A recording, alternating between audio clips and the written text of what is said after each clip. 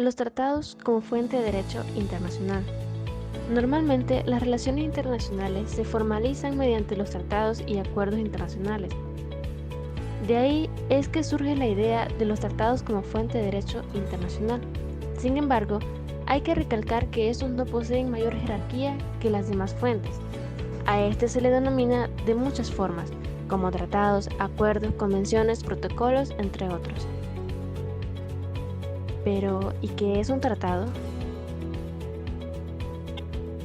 Un tratado es un acuerdo entre sujetos de derecho internacional, destinados a producir efectos jurídicos, consistiendo estos en crear, modificar o extinguir una relación jurídica.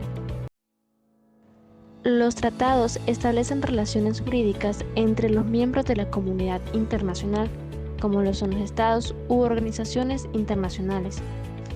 Formalización de los tratados. Estos se formalizan por escrito y suelen dividir su contenido en un preámbulo. Encontramos la parte dispositiva, que es en donde se estipulan todos los derechos y obligaciones que adquieren todos aquellos sujetos de derecho internacional que exteriorizan su voluntad para someterse a los tratados.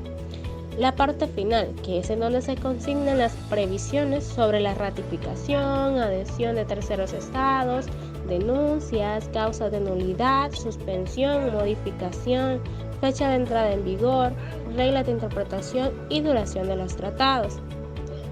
Luego tenemos los principios regidores de los tratados. Tenemos el principio pacta sunt servanda, que este principio, según el artículo 2.2 de la Carta de las Naciones Unidas, implica que todo tratado en vigor obliga a las partes a que cumplan con las obligaciones en las cuales han recaído y que lo puedan hacer en base al principio de buena fe.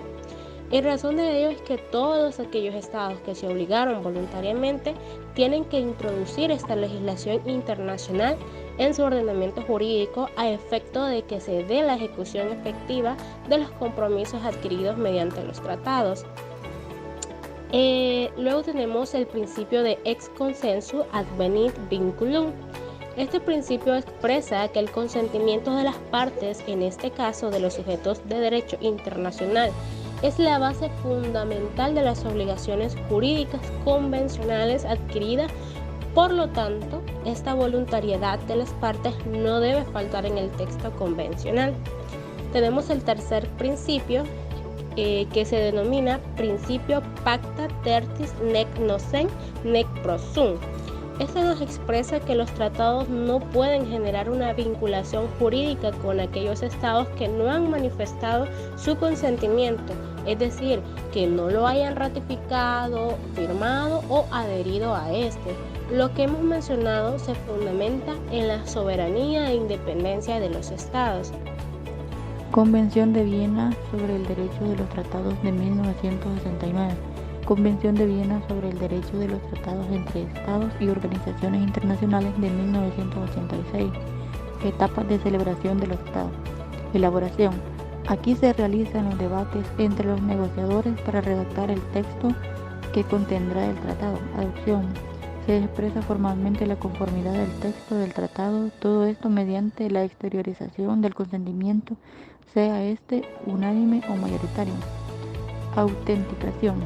En esta etapa se da el reconocimiento del carácter auténtico del texto del tratado que ha sido adoptado. Posterior a esta autenticación no se podrán variar las disposiciones del tratado sino solo por enmienda. Consentimiento.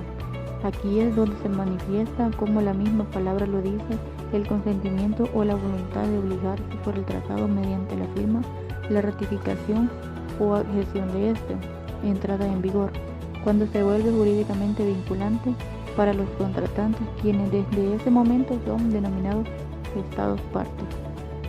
¿Qué pasa si un país incumple con un tratado? Esto dependerá de cada contrato, puesto que cada uno de ellos establece distintas medidas para su cumplimiento. Esto es básicamente lo que hemos tomado a bien abordar con relación a los tratados como fuente del derecho internacional. Sin más que agregar, nos despedimos de esta forma afectuosa.